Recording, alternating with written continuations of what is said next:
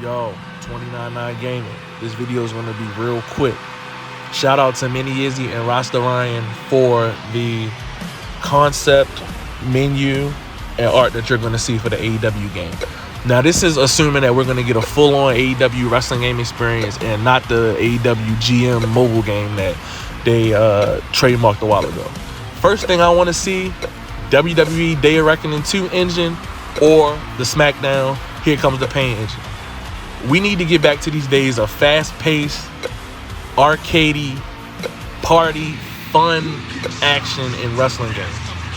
The engine that 2K has been using since they took over in, I think it was 2014, flabby and sick, slow, trash, groggy.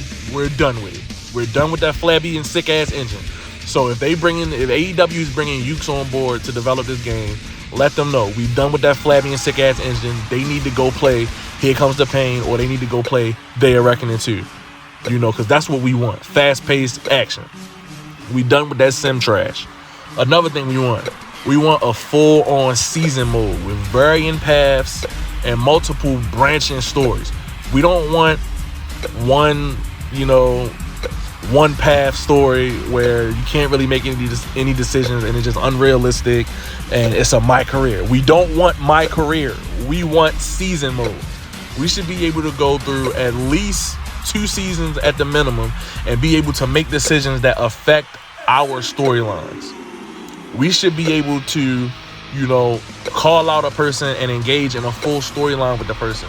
And not have it just be some predetermined storyline that, we just go through and it's just, we don't really get any effect or any say-so in the storyline. Third thing I want to see, real quick, I want to see roster updates, arena updates. We're tired of buying a wrestling game at the end of the year and then the storyline literally is just done. Like, the storyline literally is done by the time we get the game, and now the whole roster's outdated. No, we want the characters to be updated. We want updated models. We want updated clothing. We want updated arenas. Let's say, for instance, that Pac, let's say he has a hair versus hair match against somebody and he loses.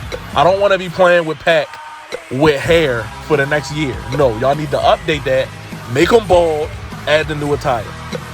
That's what we want. Dynamic updates. Treat it how anybody else will update their sports game.